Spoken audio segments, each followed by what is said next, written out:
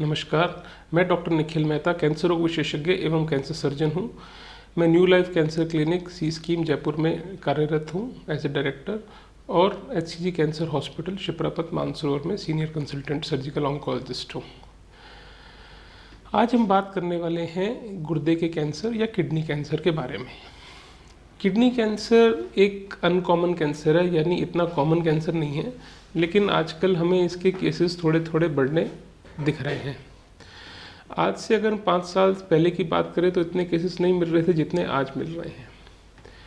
लेकिन इस कैंसर के साथ दुर्गति ये है कि ये कैंसर ज़्यादातर हमें एडवांस स्टेज में पाया जाता है।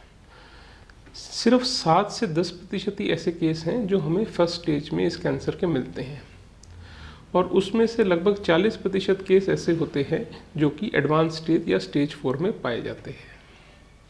ये कैंसर अधिकतर पुरुषों में ज़्यादा मिलता है कंपेरेटिव टू महिलाओं में। और अगर इसके एज की बात करें तो ये कैंसर हालांकि हमारे पास लगभग 40 साल से ऊपर के पुरुषों में या महिलाओं में मिलता है। हालांकि ये कैंसर जवान लोगों में भी मिल सकता है, ऐसा कुछ फिक्स नहीं है, लेकिन ज़्यादातर बात करूँ तो middle to late age population में ज़्यादा पाया जाता है। ये कैंसर एक थोड़ा सा घातक कैंसर है, क्योंकि अगर ये स्टेज 4 में आता है तो सब जगह फैल जाता है, तो उसका ट्रीटमेंट करना मुश्किल हो जाता है। पर इसके साथ एक अच्छी बात ये भी है कि ये स्लो ग्रोइंग कैंसर है। ये अगर आपको डिटेक्ट हुआ है तो ये 0.9 सेंटीमीटर पर ईयर की स्पीड या कि बहुत ही धीरे रूप से बढ़ता है, जिससे कि हमें समय ज़्यादा मिल जाता है कि हम इसका पूर्ण रूप से अच्छे तरीके से अर्ली स्टेज या सेकेंड स्टेज में इलाज कर सके।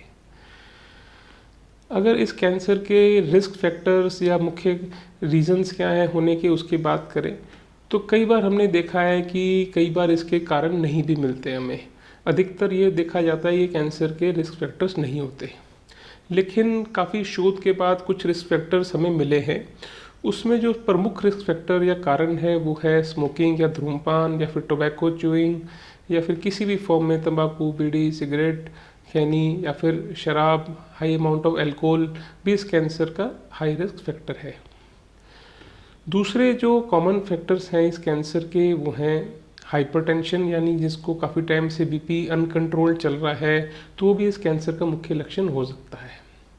अगर कुछ कैंसर्स में ये भी पाया गया है कि ये कैंसर एक पीढ़ी से दूसरी पीढ़ी में, या फिर कुछ जेनेटिक चेंजेस जो होते हैं जैसे कि फानकोनी सिंड्रोम या फिर ब्रिड हॉट सिंड्रोम, कुछ ऐसे फैक्टर्स हैं, रिस्क फैक्टर्स हैं, फैमिलियल या जेनेटिक हैं, जिनके साथ इस कैंसर की एसोसिएशन पाई गई है, जिसको हमें देखना पड़ता है। क्योंकि अगर कैंसर ये है तो यूजुअली देखा जाता है कि किडनी का कैंसर दोनों गुर्दों में आ गया, अगर उसको ये रिस्क फैक्टर्स हैं तो जिसका ट्रीटमेंट और भी डिफ़िकल्ट हो जाता है।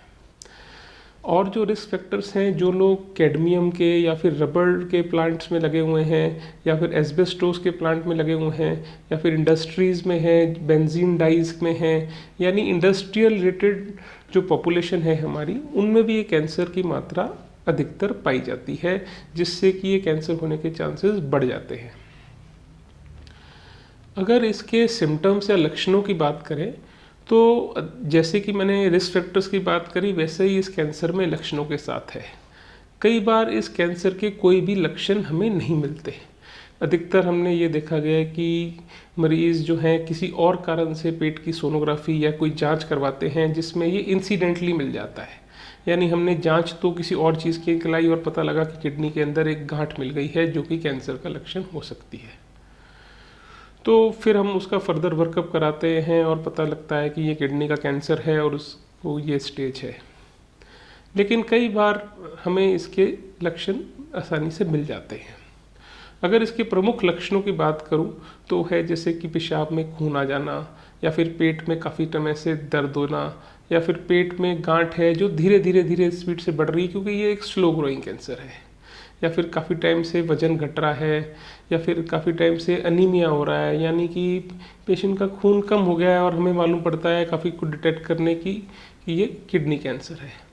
कई बार कुछ और भी सिम्टम होते हैं, जैसे कि कई बार अगर ये कैंसर फैल चुका है तो हमारे पास कई बार आता है पेशेंट की फेफड़ों में या लिवर में फैल चुका है, तो या फिर उसको जॉन्डिस या फिर पीलिया हो गया है, या फिर कई बार सांस लेने में दिक्कत हो रही है या खांसी में खून आ रहा है, तो उस स्थिति में जब ये कैंसर फैल चुका होता है, कई बार हमारे पास रोगी उस स्थिति में भी आते हैं, तो उनका मैनेजमेंट उसके हिसाब से ही करना पड़ता है।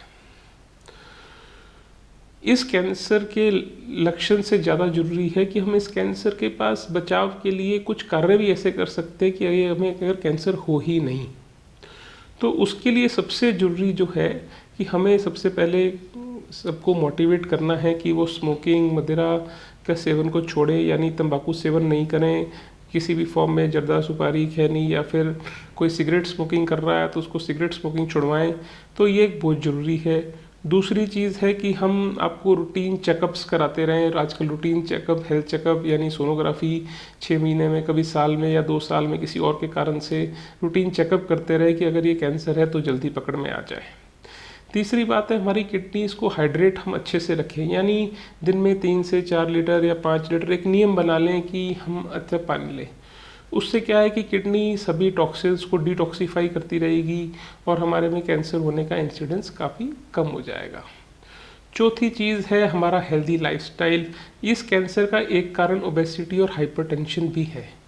अगर हम अपना हेल्दी लाइफस्टाइल रखते हैं, लगातार रूप से व्यायाम करते हैं, अपने मोटापे को ठीक रखते हैं, बीपी की दवाई समय पर लेते हैं, बीपी के डॉक्टर को लगातार मिलते रहते हैं, बीपी को कंट्रोल चेक में करते हैं, तो हम इस कैंसर से बच भी सकते हैं। अगर हम इन रिस्क फैक्टर्स को कम कर देते तो अच्छा 50 to 60% चांस है कि शायद हमें कभी ज़िंदगी में ये कैंसर हो ही ना। तो यही सावधानियां बरतते रहें और इस किडनी के कैंसर के बचाव के कार्य करते रहें। धन्यवाद।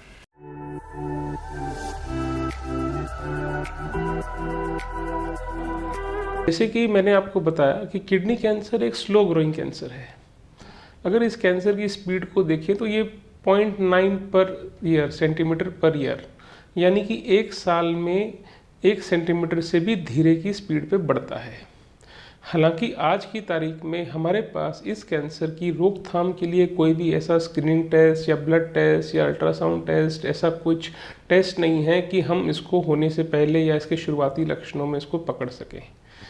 लेकिन हाँ, जैसा कि मैंने बात करी कि इस कैंसर से बचने के लिए कुछ उपाय हैं जिनको हम अपनी जीवन शैली में लाएं तो शायद हम इस कैंसर को होने से पहले ही पढ़ सकते हैं। जैसे कि एक हेल्दी लाइफस्टाइल होना, मोटापा कम करना, बीपी को दवाई अगर आप ले रहे हैं तो बीपी को कंट्रोल रखना, डेली अच्छी फिजिकल एक्टिविटी रखना। अगर हम इन चीज़ों को अपनाते हैं और डॉक्टर से रेगुलरली मिलते रहते हैं तो इन किडनी के कैंसर को होने से पहले बचा सकते हैं या जल्दी डिटेक्ट कर सकते हैं।